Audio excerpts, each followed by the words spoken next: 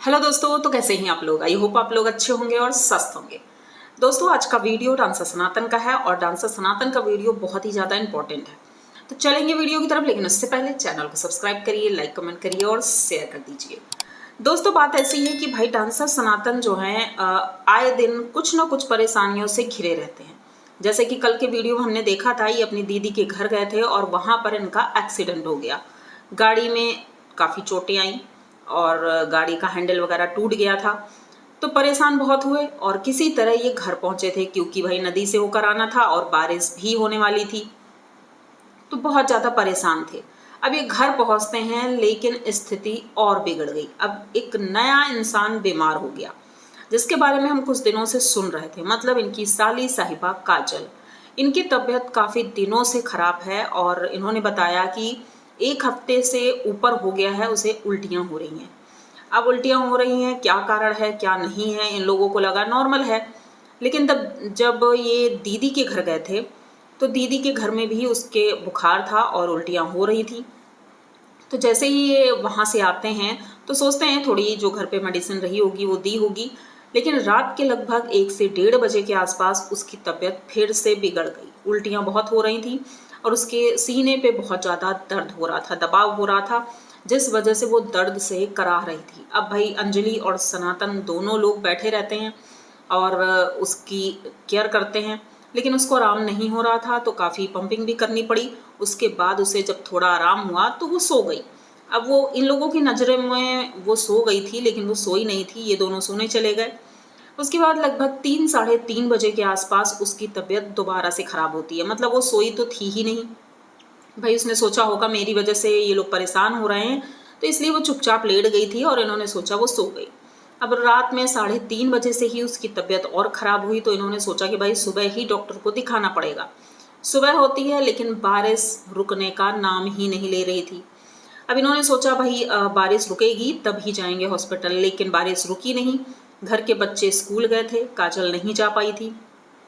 भाई काजल इस वजह से भी नहीं गई कि एक तो उल्टियाँ हो रही हैं, दूसरा कि मौसम भी ठीक नहीं है और तबीयत ठीक नहीं है। अब बच्चे स्कूल से आते हैं भीगते भागते, किसी तरह वो घर आए और बारिश फिर भी नहीं रुक रही थी। तो शाम को ये जाते हैं काजल को ले करके हॉस्पिटल। शाम को थोड़ी सी बारिश कम हुई तो बाइक से ही लेके गए, क्योंकि 4 व्हीलर कीचड़ में फंस जाती और वहाँ पर ऑलरेडी बहुत ज़्यादा कीचड़ था।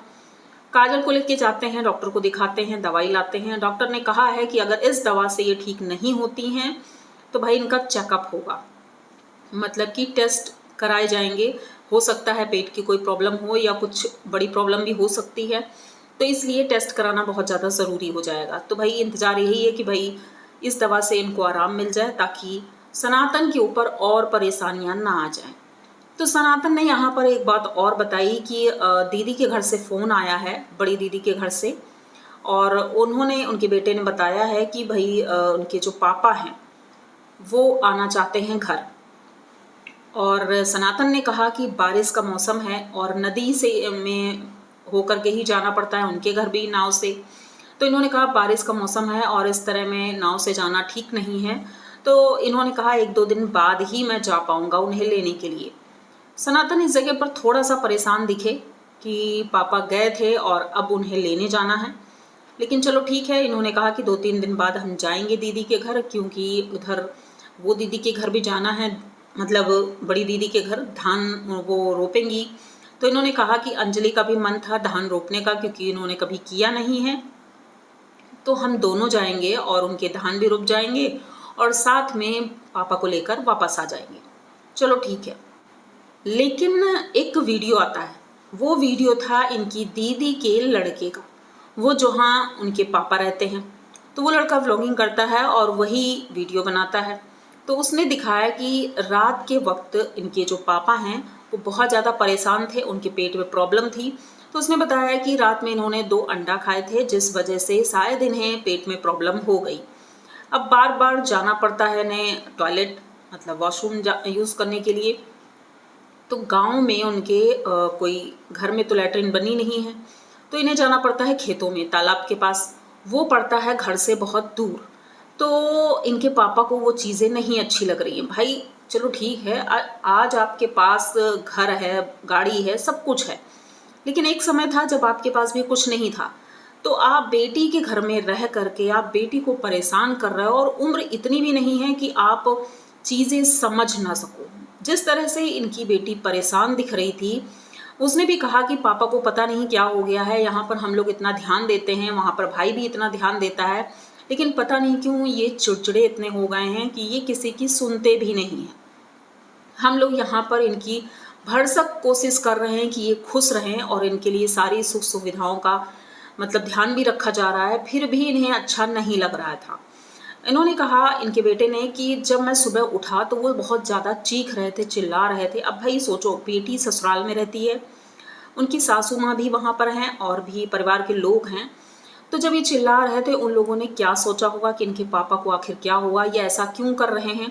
ये भागते हुए जाता है अपने दादू के पास और पूछता है, दादू क्या है।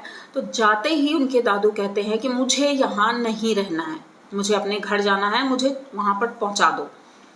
तो यहाँ पर उनके लड़के ने कहा कि भाई मैं नहीं पहुँचा सकता हूँ, क्योंकि खेत में अभी बहुत ज़्यादा काम है और अकेले इनको लेके जाना मेरे लिए पॉसिबल नहीं है।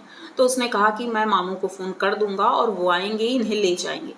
लेकिन इस जगह पर ये लोग बहुत ज़्यादा परेशान दिखे। उन्होंने कहा, दादू बहुत ज़्यादा जिद करते हैं, और रही बात इनके व्यवहार की, वो व्यवहार का एक कारण और भी है जो उन्हें शायद वहाँ अच्छा नहीं लग रहा है। ये ड्रिंक करते हैं। अब जहाँ पर इनकी बेटी रहती है वहाँ पर ये सारी चीज़ें नहीं मिलती हैं, वहाँ पर सरकार ने बैन कर रखा है, तो वहाँ पर मिलता नहीं है। लेकिन इनके बेटे ने कहा, पता नहीं दादू को कहाँ से मिल जाती है चीज़ें, वो यूज़ करते हैं, और जब वो पीते हैं तो मतलब कि उन्हें नॉनवेज भी खाना है, नॉनवेज खाएंगे और पिएंगे तो पेट तो खराब होगा ही। ये चीज़ें उन्होंने बताई। तो कहीं ना कहीं इनके जो पापा हैं, इनका व्यवहार इसी वजह से इतना गलत है, इतना ख़राब है कि इनकी बेटी भी अब उनसे नाराज़ हो गई है। वो कहती है कि मैं सब कुछ करने की कोशिश करती हूँ, बहुत सी बातें हैं जो मैं आप लोगों से शेयर नहीं कर सकती हूँ, लेकिन फिर भी उनकी जो हरकतें हैं, उनकी बेटी जिस तरह से बता रही थी, तो लग रहा था कि वो दोनों परेशान हो गए हैं। मतलब माँ और बेटा बहुत परेशान लग रहे थे दादू की इस हरकत से। उनकी सासू माँ भी वहीं बैठी थी। डॉक्टर को बुलाया जाता है, डॉक्टर चेकअप करते हैं, दवाइयाँ देते हैं और कहते हैं कि भाई ठीक हो जाएंगे आप जल्दी से। और जिस दिन ये गए थे वहाँ पर, वहाँ भी डॉक्टर को उस दिन भी बुलाया गया था डॉक्टर को, लेकिन फिर भी इन्हें कुछ आराम नहीं है, क्योंकि भाई इन्हें तो प्रॉपर पीने के लिए चाहिए और वहाँ पर ज़्यादा तो मिल नहीं पा रहा है। हो सकता है थोड़ा बहुत ही किसी से मंगा लेते हों या जो भी करते हों, लेकिन वहाँ पर ये चीज़ें नहीं मिल पा रही हैं। और नशे के आदमी जो लोग होते हैं उन्हें प्रॉपर चाहिए टाइम पर। अब इनकी बेटी के घर में ये सारी चीज़ें तो होती नहीं है, तो भाई वो लोग कैसे बर्दाश्त करेंगे। और ख़ास करके ससुराल में रहते हैं, 3 साल बाद ही अपनी दीदी मतलब बेटी के घर गए थे, तो वो लोग बहुत ज़्यादा खुश थे पहले, लेकिन उनके व्यवहार से वो लोग भी नाराज़ हो गए। यानी कि इनका व्यवहार बहुत ज़्यादा ख़राब है। जैसे कि लोग कमेंट करते हैं कि अरे बहुत अच्छे हैं, बुज़ुर्ग हो गए हैं, गाना गाते हैं। भाई वो गाना नहीं, वो नशे में करते हैं सब कुछ, और उनकी इन हरकतों की वजह से घर के लोग परेशान रहते हैं। अब हो सकता है उनकी इस हरकत की वजह से ही इनकी समधन को भी ये चीज़ें अच्छी नहीं लगती हैं, क्योंकि उनके पति भी भाई पीते हैं, तो वो जानती हैं कि वो किस तरह के हैं, तो ये भी वैसे ही होंगे और ये मजाक वगैरह करते होंगे। जैसे कि कुछ लोगों ने कमेंट किया है कि भाई इनका रिश्ता तो मजाक का है, लेकिन कुछ लोगों को मजाक नहीं पसंद होता है, जैसे कि मुझे भी पसंद नहीं। तो हो सकता है उनकी समधन को मजाक बिल्कुल भी पसंद ना हो और ये मजाक करते होंगे। तो ख़ास करके अगर आप ड्रिंक करके मजाक कर रहे हो या कुछ ऐसा कर रहे हो, तो भाई हर एक इंसान को वो चीज़ें पसंद नहीं आती हैं।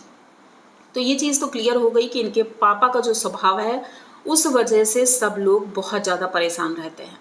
और इसमें अगर कोई आकर ये कहता है कि वो बूढ़े हैं, बुज़ुर्ग हैं, वो ऐसी हरकतें कर देते हैं बचकानी, तो ऐसा नहीं है। बहुत से बूढ़े बुज़ुर्गों को देखा है जो मैच्योरिटी के साथ हर एक चीज़ हैंडल करते हैं और लोगों की परेशानियों को समझते हैं। आज मान लो आपके पास पैसा है, आपके बेटे के पास पैसा है, लेकिन एक समय ऐसा था जब इनके पास खाने को दाना नहीं था, और यही एक वजह थी जिस वजह से सारी बहनों की शादी इन्होंने इस तरह से की कि आज खुद वहाँ जाने में इन्हें शर्मिंदगी लगती है कि वहाँ पर मेरा कैसे कोई ध्यान रखेगा, वॉशरूम नहीं है, पानी फिल्टर्ड नहीं है। मतलब ये सारे ड्रामे करने की क्या ज़रूरत है। आप तो आदी हैं, बचपन से पूरी ज़िंदगी इस तरह से गुजारी है, अभी 2-3 साल से ही आपके पास सारी सुख सुविधाएं हैं, तो आप इतनी जल्दी कैसे बदल जाते हैं? उन्हें इतना भी ख्याल नहीं रहा कि बेटी के घर में ये रह करके ये सारी चीज़ें कर रहे हैं, बेटी के ऊपर क्या बीतेगी, उसके घर वाले उसे क्या बोलेंगे, दामाद जी क्या बोलेंगे, इनको बिल्कुल भी समझ नहीं है। तो हम बात करेंगे भाई सावित्री जी की, क्योंकि इनका टॉपिक तो हो गया। अब इनके बेटे आएंगे और उन्हें ले जाएंगे। सावित्री दीदी इस वक्त बहुत ज़्यादा खुश हैं, अपने पति की भाई बहुत तारीफ कर रही हैं कि गणेश जी तो भाई हीरो लग रहे हैं, एकदम तैयार हो गए हैं, जैसे वो पहले बोलती थी आज भी उन्होंने ऐसे ही बोला। अब वो हीरो की तरह तैयार क्यों हो गए हैं? क्योंकि उनके घर वाले आए हैं नागपुर में, उनकी मम्मी, उनकी दीदी, उनके बच्चे और उनके जीजा जी, सब लोग आए हैं वो गणेश जी के मंदिर में दर्शन करने के लिए। तो भैया ये लोग भी जल्दी जल्दी नहा धोकर तैयार होते हैं और नीचे पहुंचते हैं, तो नीचे ये लोग वेट कर रहे थे। सभी लोग मिलते हैं, जाते हैं मंदिर में, दर्शन वगैरह करते हैं। उसके बाद थोड़ी बहुत शॉपिंग होती है, मम्मी के लिए साड़ी ली जाती है, क्योंकि साड़ी सस्ती सस्ती मिल रही थी, तो भाई मम्मी जी के लिए साड़ी ले ली गई। इन लोगों ने भी ली और जीजा जी के लिए रेनकोट भी लिया गया, क्योंकि आज बारिश हो रही थी। तो भाई रेनकोट वगैरह लिया गया, खाना वाना भी खाया गया। उसके बाद उन लोगों को जाना था, क्योंकि बच्चों का स्कूल है दूसरे दिन, जबकि एक दिन बाद ही इन्हें भी जाना है, लेकिन अब उन लोगों को भाई ज़्यादा ज़रूरी था, बच्चों का स्कूल मिस नहीं कर सकते हैं, तो इसलिए वो लोग बस से ही चले जाते हैं। अब वो लोग चले जाते हैं तो यहाँ पर ही आती हैं अपने रूम में आकर के इन्होंने एक चीज़ दिखाई। गणेश जी एक झोला लिए हुए थे, उसमें की रिंग्स थी। तो उन्होंने बताया कि ये हमारा बिजनेस है, मतलब कि जो की रिंग्स में नाम लिखे होते हैं, आप लोगों ने देखा होगा कई शॉप्स के नाम होते हैं, कंपनीज के नाम होते हैं, तो इनका काम ये है कि की रिंग्स ले करके उसमें नाम छपवाना, वो छपवा करके उस दुकान में देना, तो ये काम इनका है। तो ढेर सारे सैंपल्स थे, उन्होंने वो दिखाया कि भाई ये काम करवाना है, मुझे ऑर्डर देना था, क्योंकि भाई हर कंपनी का नाम छपवाना और कितनी क्वांटिटी में लेना है, ये सारी चीज़ें उनका काम था। तो चलो अच्छा है भाई, धीरे धीरे अपना काम भी कर रहे हैं और चीज़ें सही हो रही हैं।